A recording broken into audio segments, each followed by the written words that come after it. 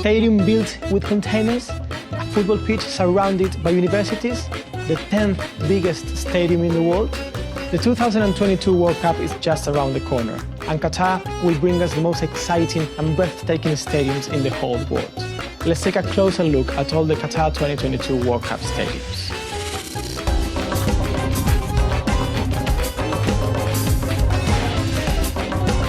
The eyes of the entire world will be on this stadium on November the 20th. Why? Here, at Al Bayt Stadium, Qatar and Ecuador will open the 2022 World Cup. It's the second biggest venue in the tournament, with a capacity of 60,000 people. The stadium takes its name from Bayt al-Shah, the name of the tent historically used by nomadic people in Qatar and Arab countries. Those tents are traditionally identified with black and white stripes, and that will be visible on the outside of the stadiums. Qatar have never lost a game at this stadium. 3 games, 3 victories. Will they be able to keep their record at the World Cup debut against Ecuador? This is where England will make the World Cup debut against Iran on November the 21st. But it's not the first time they will play here. Khalifa International Stadium first opened in 1976 and is part of the history of football in Qatar. It hosted really important tournaments that helped the sport develop in this country. Even though England will be making the World Cup debut at this stadium, it is not the first time they play here. They played against Brazil back in 2014, a friendly game. The score? A victory for the South American side. This is one of the most peculiar stadiums in this World Cup, Stadium 1974. First of all, the name. Can you think of any other stadium in the world with just numbers in their name? Why is it called that? Well, it's built out of 974 shipping containers, and 974 is also the international dialing code for Qatar. It's a tribute to Qatar's history of international trading and seafaring.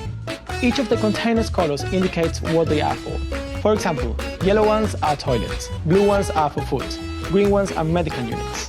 Have you got a VIP pass? Then look out for the grey ones. This is where France will begin the World Cup defense in the 2022 tournament. Al Hanoum Stadium will be the venue for France-Australia on November the 22nd. The stadium design is inspired in the hull of the dhow boat used in Qatar back in the days for fishing. A total of 7 games will be played here, including the first Uruguay-Ghana after the 2010 World Cup Suarez handball incident. I bet you all like your team to play at this stadium. Why? Well, Lusail Stadium will host the 2022 World Cup final. Not only is the biggest stadium in Qatar, but it's also the 10th biggest stadium in the whole world. Its capacity, 80,000 seats. Its beautiful design is inspired in the handcrafted bowls found all across the Arabic and Islamic culture. It will host games in every stage of the World Cup, including, of course, the final. Argentina and Brazil will be making the World Cup debut at these stadiums against Saudi Arabia and Serbia, respectively.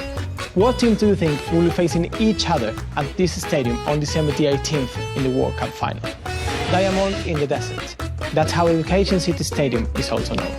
The thousands of triangles that compose the exterior of the stadium create a diamond-like pattern that sparkles as the sun moves across the sky. Education City is located outside of Doha, inside Qatar Education City, and it's surrounded by national and international universities. After the World Cup, most of the hospitality areas will be converted into classrooms for the universities.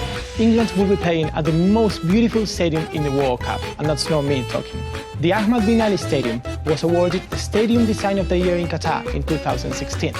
The outside of the stadium reflects the shapes of the sand dunes found in the Arab deserts, along with little patterns that represent the local flora, fauna, international and national trade, and the importance of the family in Qatar. This is a stadium where Qatar showed the entire world that the World Cup could be held here. It was at Al Tumama Stadium where the organizers demonstrated the cooling technology to FIFA.